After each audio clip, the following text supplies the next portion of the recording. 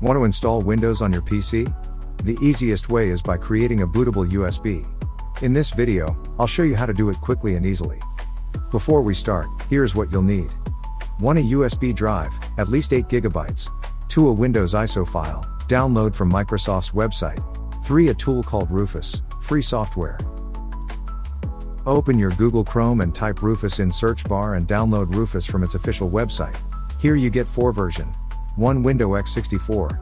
2. Windows x64 Portable. 3. Windows x86. 4. Windows ARM64. Now download Rufus depends on your PC machine.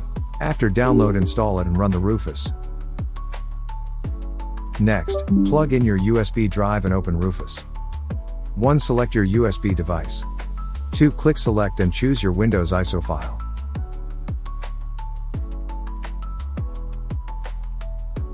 3. Choose partition scheme. GPT, for UEFI, or MBR, for legacy BIOS. 4. Keep file system, NTFS. Start and wait for the process to complete.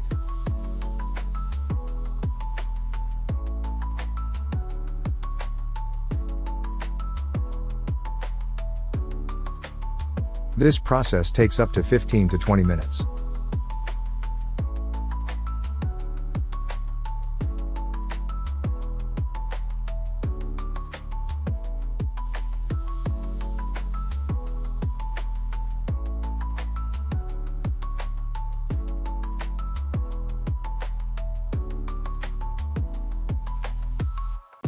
Once done, you'll see ready.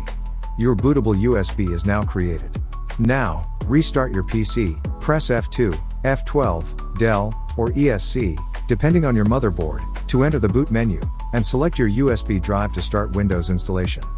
And that's it. You now have a bootable USB ready to install Windows.